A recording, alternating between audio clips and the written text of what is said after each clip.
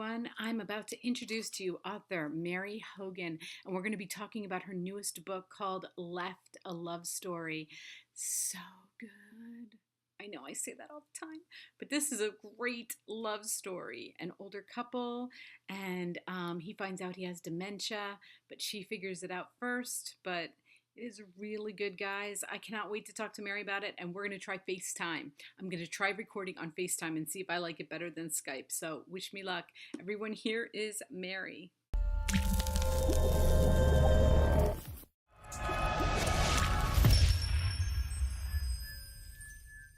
Hi, everyone. I am so excited because I am speaking with author Mary Hogan, and this is our first time on FaceTime, so I'm hoping this all works out, and I'm so excited to be trying this out with you. And we're talking about her newest book, and it's called Left, a Love Story, and she has it right there. Oh. Oh my gosh, Mary. I don't know how you wrote this book like without like being so emotional. I was so emotional, and I'm reading it. I'm on my phone and I'm just like and everybody around me is like, "What?" I'm like, "I'm reading this book, okay?" Well, I'll tell you the truth. It's when I first had the idea of writing this story, I had the idea of creating sort of a hybrid between a memoir and a novel. And meaning I was going to write about some true stories, some true things that happened with me in my marriage with my husband. And then I thought I would write about what could happen, and I would end it with kind of the way I imagine my life to be down the road.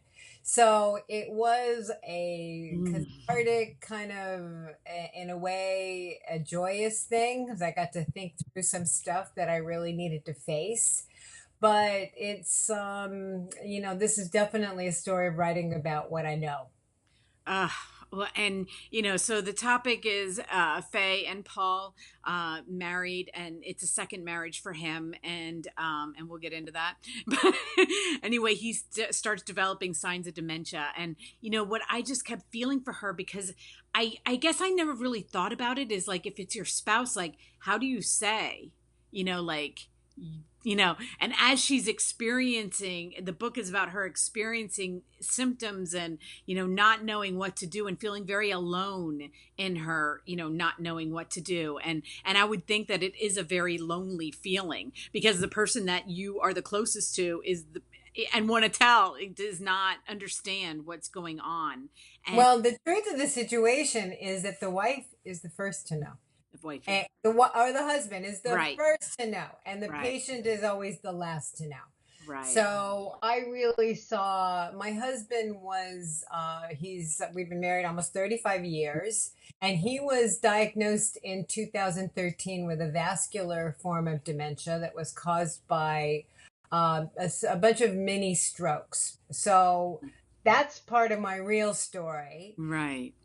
But I had seen signs for 2 years before he was formally diagnosed. And the best way I could describe it is to say that my wonderful, considerate husband became sort of an ass.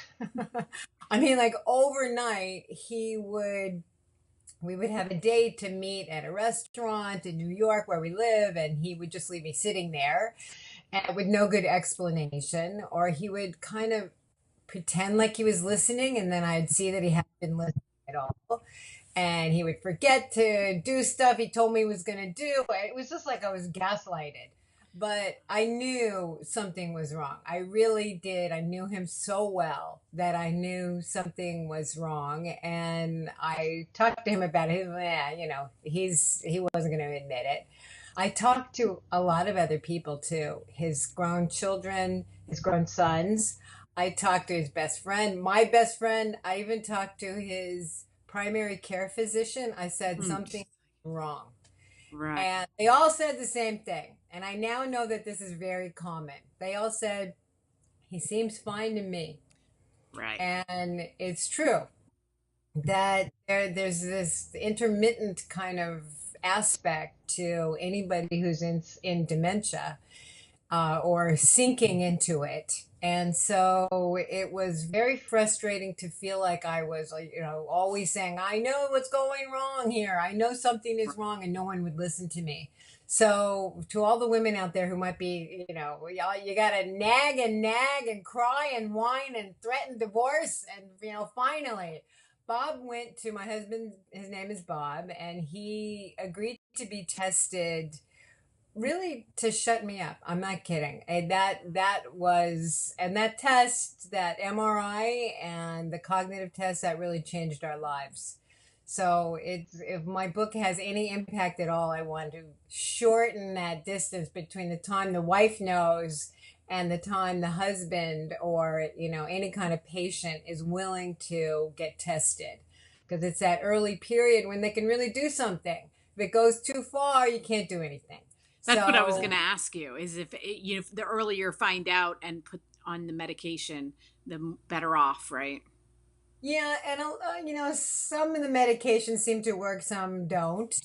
But it reminds me a little bit of the way breast cancer was like 30 years ago. First it was very shameful. Nobody wanted to talk about it. It was a death sentence. And now early detection, they catch it. You can be on drugs that kind of keep it at bay. And that's what happens, particularly with a vascular form of dementia. Some of the drugs that help heart disease will help cognition, open up the arteries to the brain. But once the brain's dead, it's dead. And Mm. with these little bits that are kind of dying along the way, the earlier the better. That's where the real hope lies now. And, such as it is. Right. But you're still calling this fiction because these characters and their story is different than like it would be an autobiography or a memoir, right? There are certain things in the book that are absolutely true. And I'm not sure I will even say what is true and what isn't true. But in my real life, my husband is an actor. So ironically, he memorizing lines, he did losing his memory was not the biggest thing. He had that muscle worked really well. He had a Mm. lot of symptoms. Excuse me. Right. Uh, but in my book, I was trying to think of what kind of character I it would love that. would be like so bad for this character to judgment. A judge. One of Bob's issues was losing judgment, definitely, and that's Yes. very common. It's kind of you're constantly saying, "What are they thinking?" But so I made my character a judge, and a judge who is sinking into dementia, which I'm sure there are some even on the bench Oh, I now. And I did a lot of research where I went to the courthouse and I kind of watched judges and I thought, could this possibly happen? And it really could. The judge is totally in charge and, they can do things off the wall and people are going to cover for them. And so that's the way I wanted the character to be in a profession where it was important that he have good judgment and have sound mind. And that's why I picked the guy who that's why I can't even remember his name now. Paul. Richard Paul. Oops. Sorry. I know that happens to so many of the authors because you've moved on, like you work on other That's things. And right. you're like, I don't remember their name. I have to always remind them their name. So, Well, but when you're watching like a talk show and this lady says, yes. I don't know what trailer it is. And you're like, seriously, you don't even know what trailer? But of course they did the movie 5 years ago, so I don't even remember shooting that part. That's with you. right. But okay, so the question I have, because there's a humorous part to this book. I mean, it's not all, it's got a sad, but their love story and of course the ex-wife. Okay? Because I just kept thinking as I'm reading this, like, tell me this is not your life. Please tell me that you don't have like this ex-wife that walks into your house. No. Okay, good. My husband was married before, and I'm younger than my husband, so it was a little dicey with the ex-wife at the beginning, but she definitely is not like the Oh, Brenda good. in the book. Yeah. I think that would be the worst because my boyfriend, he's been married before. We've both been married before, but I kept picturing that happening, and like I would be like scared. I'm like, oh my god, no, I don't want to. I I think know, she'd I be know. happy to do that too. I think she would. Like, I do think that that's something that some ex-wives would be like, oh yeah, I so want to. I wouldn't. I am an ex-wife, and I don't. I do not want to do that. Good. Well, I'm glad you brought up that there's humor in the book because to me, it's not a book about Alzheimer's. It's not a book Right. about dementia. It's really about a marriage that's going through Right. something difficult and big. And anybody who's going through something difficult in their marriage, I think, will relate to this story. Yeah, It, and like it is a coming. I mean, this is our life now. Okay, we have kids from other people. We have, we have a new life. We've been married. Especially as you get older, like that's reality. Okay, that's how families are nowadays. And so she's dealing with a stepson, and she's dealing with the ex-wife, and she's dealing with her husband. And I was like, oh, I so relate to all that. But I have 6 children of my own, so I can't even say oh this. my goodness. Yeah. And grandkids. Wow. I do. So, Impressive. but that's life, and that's how families are, and even their extended families and I mean, I think from this generation on, family is going to take on a whole new, it just keeps getting bigger and bigger.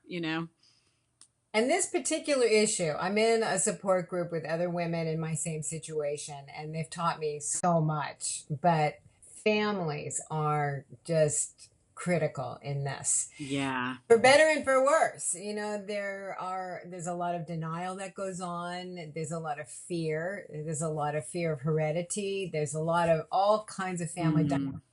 Right. that are surrounding dementias and particularly Alzheimer's. So, in fact, my father died of Alzheimer's, and my mother had dementia. You'd think I would know everything about Wow. the subject. But I look back at my mom and I'm just kicking myself for how mean I was to her. Didn't really understand that she couldn't help herself. Right. And it doesn't mean it's not frustrating, and it's certainly frustrating with my husband now. Right.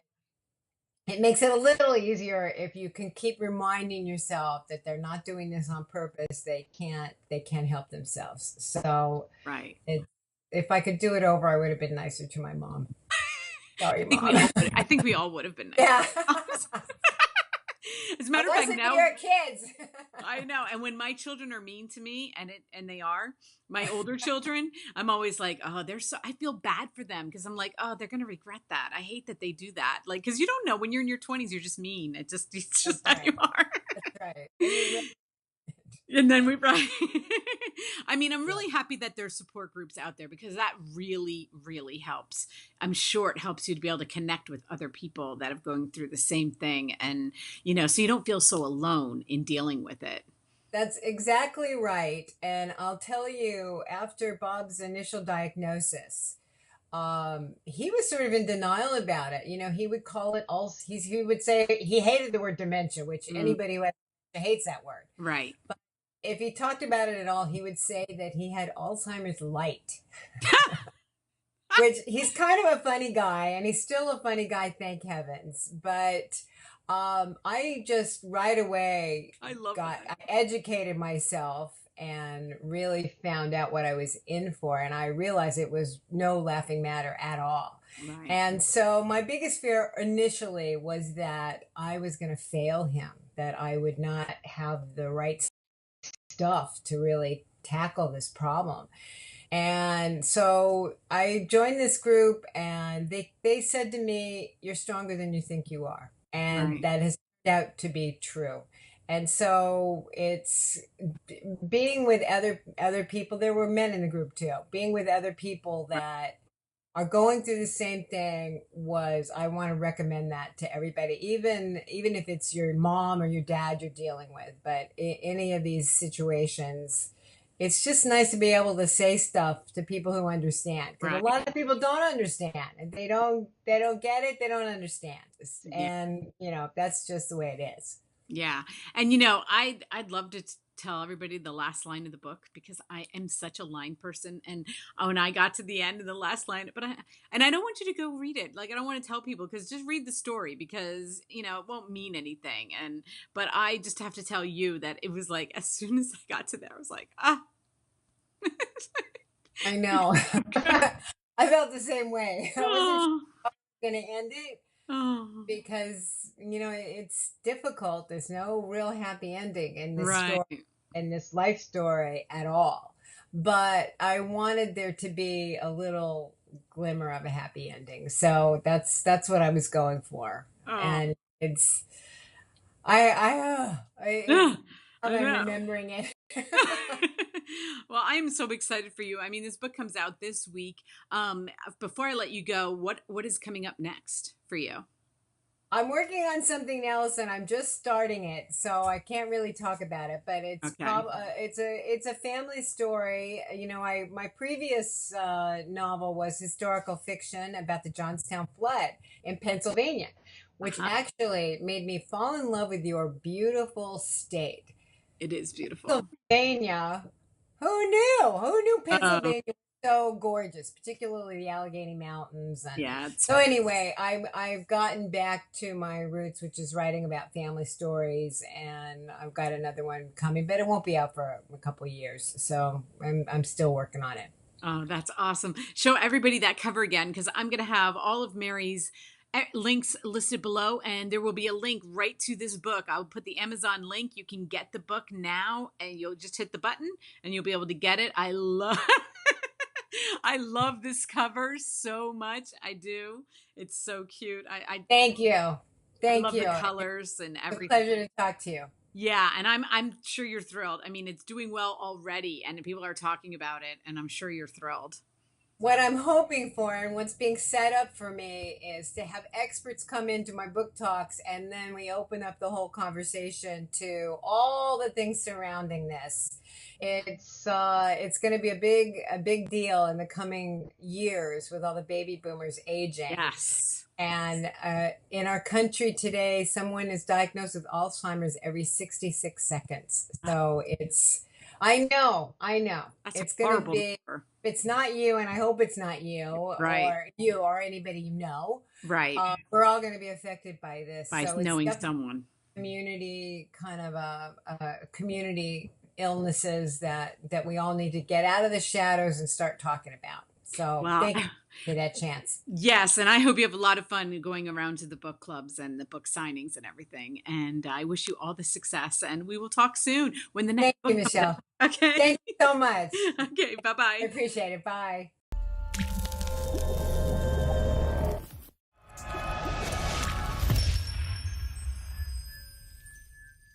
And thank you for watching. And that was the first time I've used FaceTime to record, and I like it. I might use that more than Skype because Skype is so unpredictable. I just want to thank Mary. That was an amazing talk, and I didn't even realize how autobiographical. I don't know. It's probably not a word, but I didn't realize it was her story or her memoir. And I mean, there's a lot of fiction in it, and we talked about that. But I hope you guys read it. Okay, it's really good, and all the links will be listed below here. I just want to thank Mary and thank you all for watching.